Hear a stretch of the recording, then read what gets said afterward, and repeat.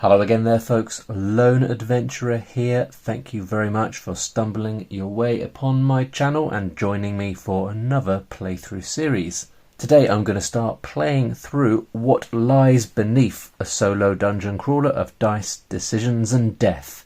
The author-designer is Chris Scaffidi, and the illustrations in the book are by Jason Glover, the designer of Iron Helm and Tin Helm and other games like that. Let's have a little look at the back. You awaken in a crypt. Your past is a haze. Outwit magical adversaries. Find a cure for a mysterious disease.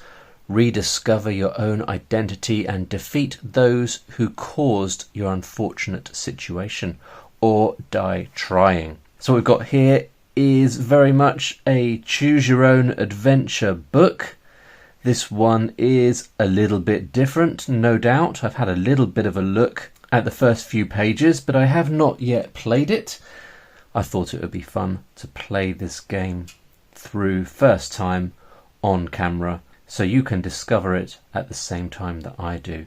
Now I think there are a few things that are different in terms of the mechanics of the game compared to other adventure books that I've played. It's been a while since I've played an adventure book on the channel, so I was very pleased that Chris very kindly decided to send me a copy of this. You can get yourself a copy if you are so inclined in various places. I think it is print on demand at Drive-Thru RPG, possibly Amazon as well, and you can also get a digital copy on itch.io if you prefer. I will include links down in the description below. Now, as I was looking at the sort of overview of this game, I realised that you sort of learn the rules as you are playing almost. So I didn't do too much reading of the rules. I thought we would just get into it together. So here we go. We're just going to crack straight on and see how it goes. Encounter 1, E1. You dream you are in a chapel. Small, high-pitched voices sing an ancient song. You draw in the scent of stone and incense. Yet a sense of unease washes through you. The comforting smell is a veil. The core is more macabre. Dream yields to waking confusion. A grave, dust, bones and dried death. A flickering torch, underground, a crypt. In the near darkness you remember nothing, not even your name. You wait, listening for anything that provides answers. Nothing. The flesh of your arm aches. You touch it. Leathery. A rough, tumour-like growth covers your forearm. The weak torchlight sparkles from its surface as if from a wound. Yet it feels dry. The flesh around it throbs as if infiltrated by a stealthy, spreading infection. You catch a wisp of a breeze, heavy with the stench of rot. You gag, yet a breeze suggests a way out. You take the torch, determined to get out of here alive. Alright, so we've got an overview here. I'll pause the video, have a little read through, and then try and give you a little overview rather than reading this whole 2-page spread, I think. Alright, so essentially what this is initially explaining is that the game is essentially a traditional choose-your-own adventure book. You read the entries not in the order they appear in the book. You have to make choices. You have a stat called Vigour, which is essentially your health. The Vigour can go up indefinitely, and if you go to 0 or negative, then you die and start again. You have to start again with a new character, except you keep your old character's XP, and you can use that XP to improve your character. So the more times you play through, I guess the stronger your characters will become, and the more likely you'll become to do better. You're looking for pages that say survival or victory in order to reach a successful conclusion. I guess victory is better than survival. And there's obviously lots of ways that you can actually just die and the game is over. So what we're going to do is we're going to roll 2 dice. and we will re-roll them until they are different, and then we will choose one of those numbers to tell us what character class we are playing with. So 3 or 5. 3 is the druid. It's got a hit of 1, a dex of 2, a wit of 2, and a vigor of 6. And 5 is a warrior, hit of 2, dex of 2, a wit of 1, and a vigor of 8. So the warrior is better than the druid, got better hit, same dex, 1 less wit, and 2 more vigor. I think I'm going to go for a warrior. So we will have a warrior. So hit is a stat that aids you in combat. Says here this involves rolling dice to achieve a certain threshold. Dex will aid you in dexterity tests, which involve physically flicking a dice, which I'm not sure I'm really down with, if I'm honest, but it does say on the back that dexterity tests are optional, so we'll see how that goes. Wit will aid you in intellectual tests, which involve dice puzzles, solving dice puzzles. Vigor is your health. XP we haven't got any of yet, but we'll pop that there. And then we also need just a spot to write the encounter you're about to read if you need to pause the game. And then it says proceed to the next encounter. Go to E2. You stumble out of the crypt and immediately trip on your weak legs, sending a few skulls clattering into the darkness as you fall prone to the ground. Suddenly, a rat hisses into your face. On the page below, notice that you have 2 options. So here's our options down here, and it's just going to explain how these options work. The first option, starting with hit at 2, offers you the opportunity to try and hit the rat. The rules for hitting appear on the next page. If you succeed in hitting the rat, you gain 1 XP. If you fail, you lose 1 vigor, as the rat gnaws on you for a little while. Says that here as well in the encounter option. Success, gain 1 XP. Failure, lose 1 vigor. The second option, starting with continue, simply directs you to proceed to the next encounter, so we can get up and run away. When you see a list of options like this, proceed through them in order. Each option is optional, except that if you reach the last option, you must take that option. For example, you could try and hit the rat and succeed or fail, and then continue on to the next option and proceed to E3. You don't have to hit the rat, you could just decide to skip the first option and go straight to the last option. It's your choice. Alright, so I'm just going to have a little read of the rules for hit tests, and then I'll bring you back. Alright, so our hit, it turns out, is the number of dice that we get to roll. So as a warrior, our hit is 2, and therefore we get to roll 2 dice. And this here is the target that we're going for. So we're aiming to roll a 2 or more on one of the dice that we will roll. And we've rolled a 5 or a 6, so that's pretty safe. That's a success, nice and simple. Means we gain 1 XP.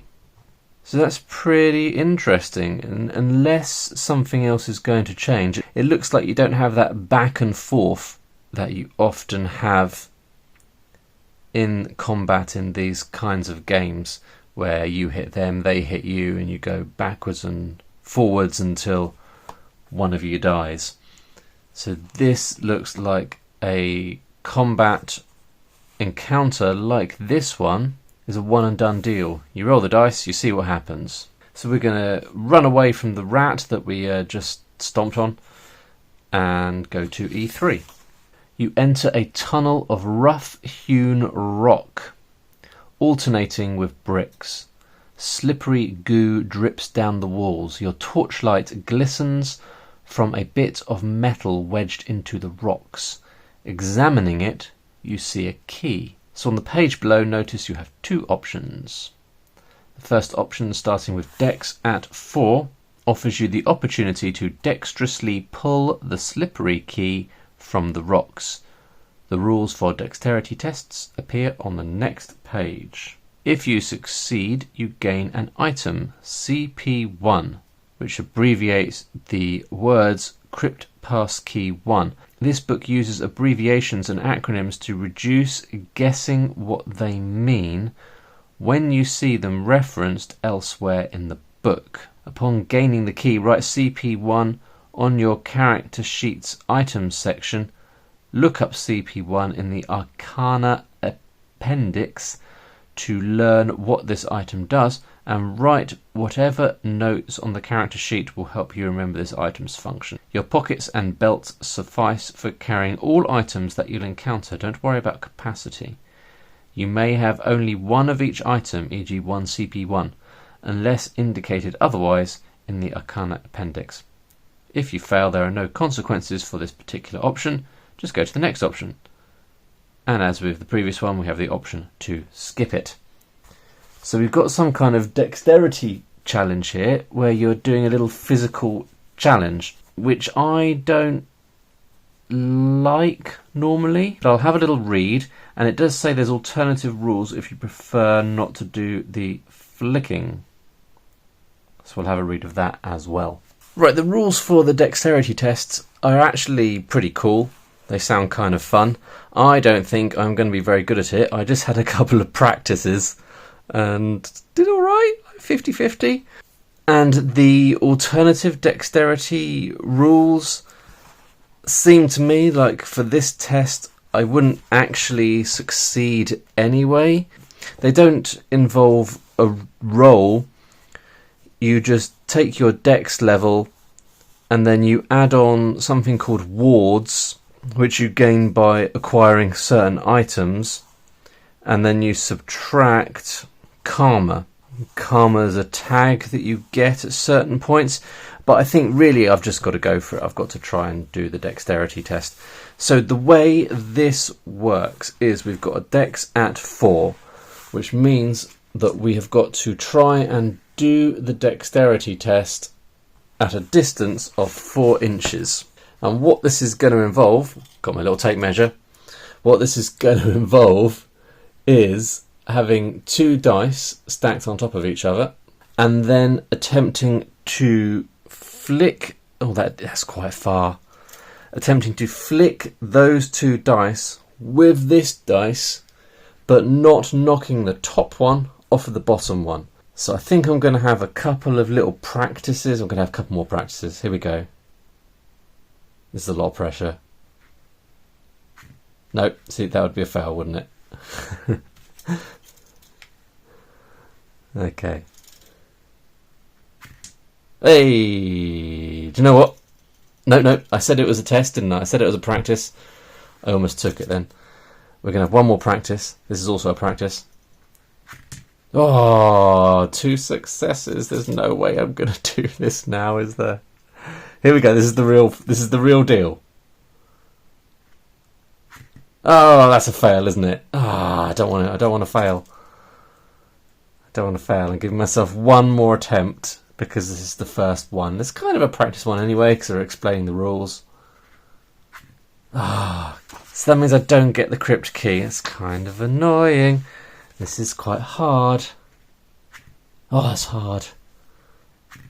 Ah. Oh, these dex rolls. This is going to be the thing that.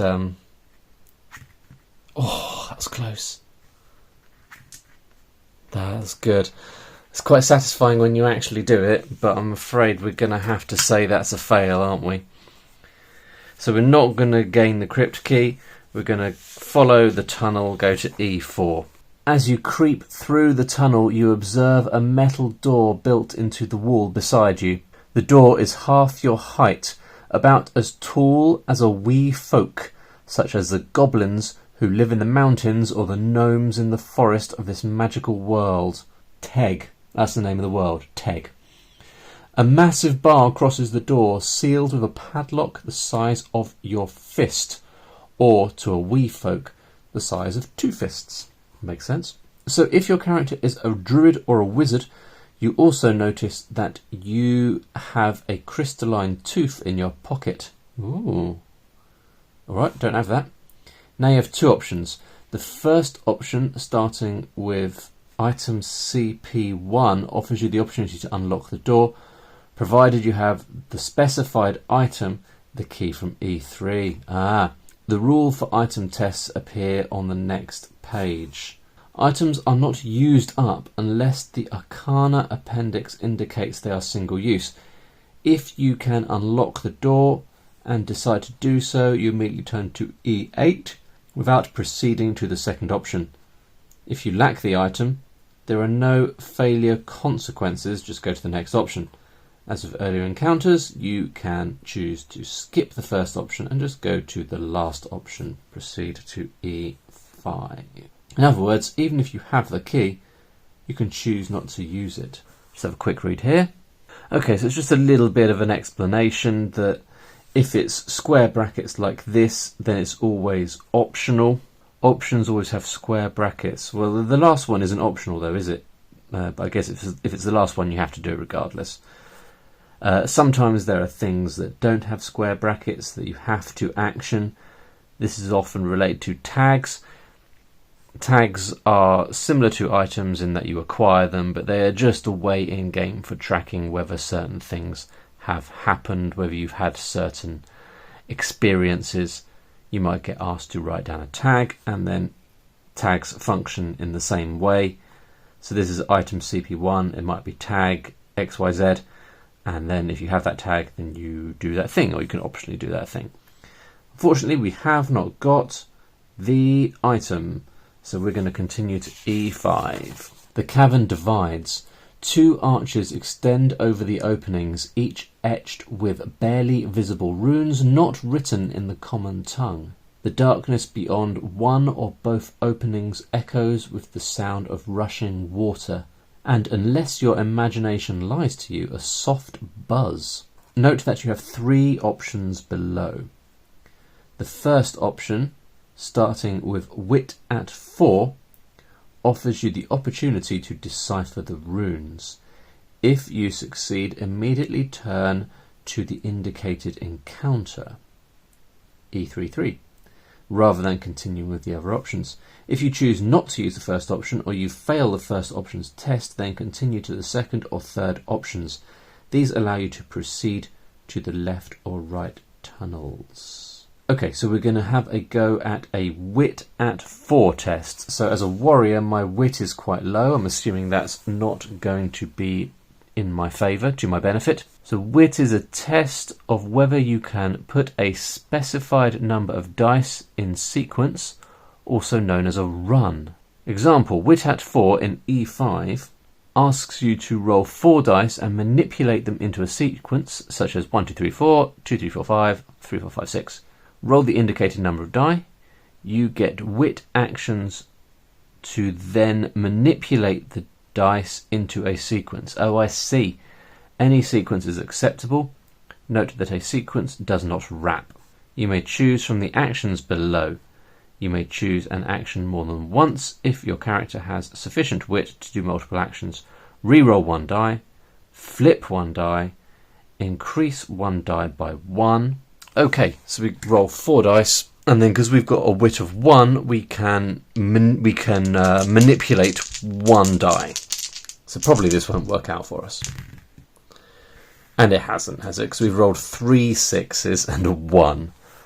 So not a hope in hell. Well, there'd be no point in flipping that dice. There'd be not much point in increasing that one. So the only option we'd have was re-roll 1 die to get a 3. So we're pretty far away from a sequence of 4 consecutive numbers. So that is a fail. So we're not going to go to E33. We're going to go either left or right. I think we'll go left to E11. So I'm quite liking these slightly different mechanics. It's a nice change to just rolling different stat checks. You enter the left-hand tunnel. A wet wind rushes against your face. Perhaps this is the source of the breeze that you felt in the crypt. The tunnel wall to your right recedes, and the floor falls away in that direction. You hear a dripping pool of water somewhere in the inky darkness as you edge along, testing your footing. The path grows slick and steeply slopes downwards. Oh no, we've got a dex challenge. Proceed down the treacherous path, or we could go back. Well, I'm going to have to do the dex challenge, aren't I? But this is a dex challenge at 3. So we are got to do this at 3 inches. So I guess that makes it a little bit easier. Get rid of that, get rid of that. Here we go. Oh, it's so hard. I failed, by the way. I'm just trying to... okay. Failure, E19. I'm going to have to do some practice, aren't I? You lose your footing and slide off the floor into the darkness. Jagged rocks slash your body as you plummet down a steep grade over an incredible distance. Finally, your descent is arrested suddenly at the bottom of the rocky slide, your body slashed and beaten as you fall face first into a pool of frigid water. Submerged, you see no light and thrash around until you somehow find the surface. You desperately fill your lungs with air. Above, the chamber's high ceiling rises into inky blackness. Lose 3 vigour. Boy, oh boy. I'm going to have to get better at those dex challenges. I'm going to turn to E21. Shocked by the cold water, you can't fight a strong current that sweeps you into the dark distance. Your torch is long gone, but you find yourself washed into a dark tunnel lit by other torches. The water starts to pour through grates in the floor, becoming only waist deep, and you find that you can stand. An opening in the wall beckons ahead, but as you push forward through the dark waters, you notice 2 glistening flickers in the torchlight. Eyes. They approach.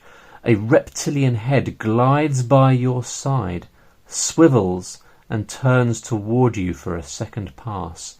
A hiss whistles through the tunnel. An edible snake.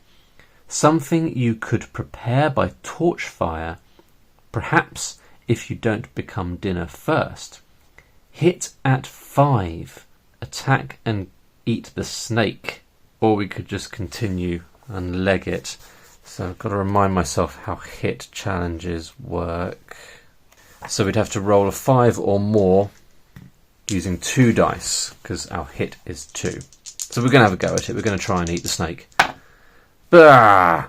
Fail. Lose 1 vigour. Oh my goodness. Is this game going to be quite brutal, or am I just being unlucky? Alright, so we'll grab a fresh torch and exit via the opening, having been bitten by the snake, I guess. Go to E15. Passing through the opening, you find yourself in a short tunnel. Ascending proves treacherous as a mysterious goo lines the floor. The tunnel rises for a while and descends again into a cavern so large that darkness swallows the ceiling. More goo, reeking with an overpowering stench of minerals and rotten meat, inches down the walls into rough-hewn trenches on the floor. The same goo flows into a wide pool, surrounded by steep but shallow sides. A glowing orb floats with lavender light atop the black ooze. Spooky. The wall ahead has a gap, indicating an exit from the room. Oh, we haven't got item SGA, whatever that means. Oh, that's why they've got the abbreviation, in part, because I don't know what that item is. So we can't investigate the orb. Oh my goodness. Try to grab the orb with a dex 5. So I'd have to do that dex challenge from 5 inches. I think we're just going to have to ignore the orb, aren't we? We're going to have to ignore the orb and survive another day. So we're going to turn to E35. Alright folks, I think I'm going to take a little pause there, mainly because it's past my bedtime and I'm a bit sleepy.